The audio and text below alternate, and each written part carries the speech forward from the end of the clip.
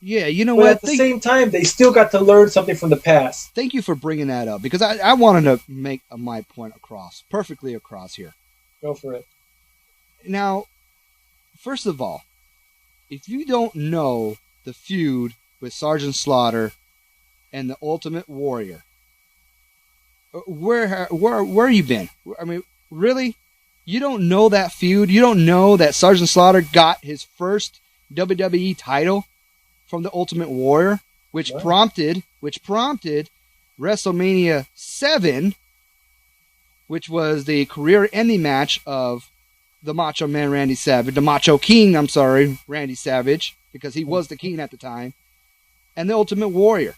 Really? I mean, it's 51% said the Ultimate Warrior. Second was Hootie, and then third was the Macho Man. See, but that question brought up our point that we're been, right when we talk about classic superstars returning. It should have been 100% Ultimate Warrior. I mean, people.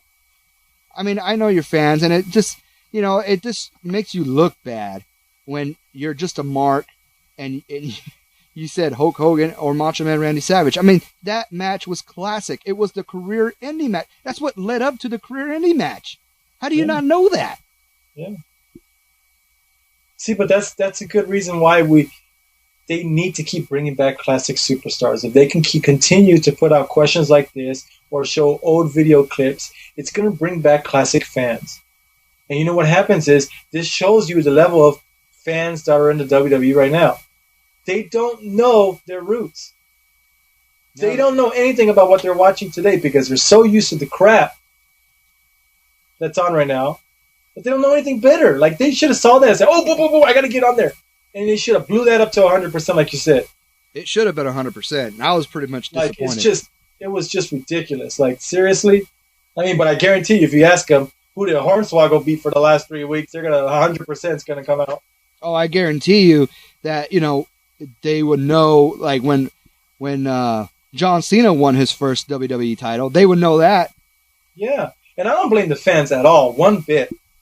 This is WWE. It's because the simple fact that they're pushing away from what they started, which was wrestling, characters, moves. They started with this just beautiful package, and they're just turning it into something just ridiculous. And I don't blame the fans one bit. That poll right there, that's not the fans' fault. It's WWE's fans. They're not educating. They're not pushing this stuff back in their fans' faces again. They're not doing what it takes to bring back old fans. They're not making these shows action-packed. They're not, just because you got a 24/7 thing doesn't mean that you're going to keep fans for life.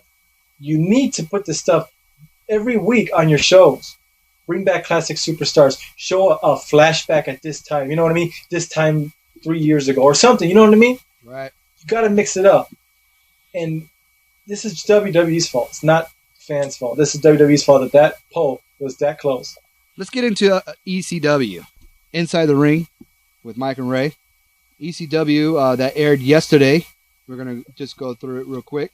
Shelton Benjamin defeats Zack Ryder. Now, again, I really don't like this Zack Ryder character. You're tripping. I might be giving him an unfair shake because of his gimmick. You are. I really don't like his gimmick. Maybe if he loses the gimmick and becomes just a wrestler, No. But the gimmick... I disagree with you, buddy. The gimmick has got to go. No, I think his gimmick is original. I think it's clever. It's cool. It's just so out there. It's something gay. That's keeping my attention right now. It's great because there's no one like that right now, dude. Go to Raw. Everyone on Raw is the same. It's gay. Everyone on the Raw is the same. I don't see anyone standing out any different because they're all coming with this badass attitude. They're all coming down the ring trying to look like The Rock, all wearing the same colors. You know what I mean? There's only a few in Raw who have different colors. They all wear black. I mean, I don't know if I'm watching wrestling or if I'm watching a funeral over there.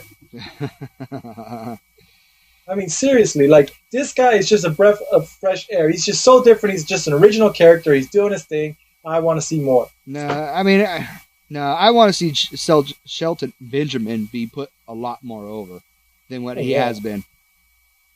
Wasting his time with these guys. Gregory Helms interviews Paul Burchill in the backstage. And Katie Lee, again, she lost. Just like John Cena, she's lost with her character. They don't know what to do with her. Yeah. Vladimir Kozlov defeats a local jobber named Kevin Brooks.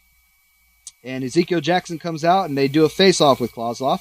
Tommy Dreamer versus William Regal is announced. And then they showed a D-Generation video package. Yoshitatsu defeats Paul Burchill with Katie Lee via disqualification. Katie Lee interferes to garner the disqualification. And then Hurricane Helms comes out and makes the save. So it looks like they're going to be angling a Hurricane versus Paul Burchill type feud. Which is not bad. I mean, something different. It's cool. Paul Burchill cuts a promo about ECW's general manager, Tiffany. Yeah. Tyler Rex defeats Tom James. I don't know. Don't ask me. Don't look at me. And then, a total waste of time, they have Christian on the Abraham Washington show. This guy is getting on my last nerves. You know what I'm saying? Yeah. God. I'm starting to agree now. It's just getting ridiculous. I mean, people are not buying it. No, He's they're got not. way too much time. The show is way too much time, like you said. The Abraham Washington, this jobber here, he's just on my last nerves. I don't like his voice. I don't like the way he comes off as a character. It's just crap. It's a waste of time. I mean, damn. I mean, what's his name? Paul Heyman should be just laughing his ass off. Yeah. Anyway, Christian makes it clear that him and Tommy are still friends, and that Christian threatens Washington. Well, William Regal is announced that he is the number one contender. Now, Ray, let me ask you a question. Go for it. Did we not say maybe, let's say last week, maybe or so? Maybe Yeah. let's call it 2 weeks ago. We said that, you know what? I mentioned that William Regal as a mentor to these new guys and being as stiff as he can on these guys on ECW to bring them up, to let them know how the company works. Mm-hmm. I said, shouldn't he, at least maybe get some kind of title shots at least? You said it. I didn't say it. You said it. I kind of thought that he should stay at the bottom for a little bit longer, work his way back up, because he's just got to be the guy at the door saying, you want to come in here, this is how it's going to be. But I don't see anything wrong with this at all. It just validates our point that someone... It's something that's just, I mean, William Regal, man. I mean, what else can you say, man?